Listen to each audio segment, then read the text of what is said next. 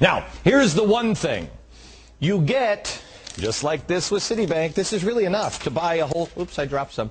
This is enough to buy a whole share of Citibank right now. You get what you pay for. You might have heard that saying applied to a bargain, but I'm going to show you how this idea works when it comes to economic advice from the government or economists. I'm going to start with Ben Bernanke. Back in March 2007, he said, quote, "The problem in the subprime market seems to be likely contained." Oops. Or how about the former economist at the National Association of Realtors who said back at the peak of the housing market in 2005, quote, "You know, all the doom and gloom forecasts of a housing debacle are not only irresponsible, but they're downright wrong." Ooh, sorry. Thanks for playing. Here, just this week, President Obama said, "I'm just saying it might not be a bad idea to buy some stocks right now." Really? I don't think this is going to work out too well for 1,000, Alex.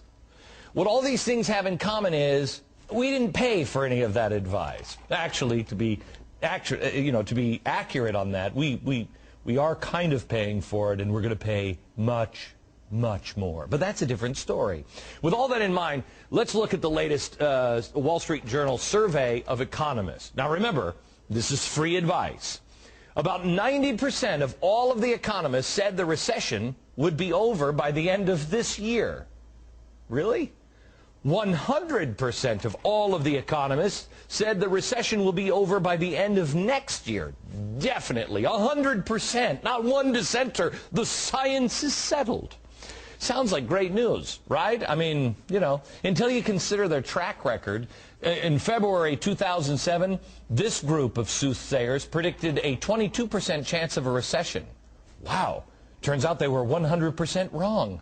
February 2008, this is when the recession was already 3 months old, but the average guess from the economists was, there's about a 48.9% chance that, we'll see a recession. October 2008, the recession now was almost a full year old, and they still can't see it. They upped their prediction to 89.3%. Probably not. The lesson here should be obvious. You need to ignore advice from these boobs, okay? Anybody who's offering it for free. Oh, wait a minute, I am too. I don't know who to listen to now. It's like getting an eye exam from Mr. Magoo, isn't it? I mean, hello, he can't really see anything. Stop asking him. Why is anyone still asking these people for their opinion? Why are we basing this survival package with Barack Obama on what they say? Why do we care about what a group of random economists or government cheerleaders have to say? Most importantly, I've told you before, please listen to your gut, not these experts. You're just as much of an expert, really. Would this be happening in your house? No.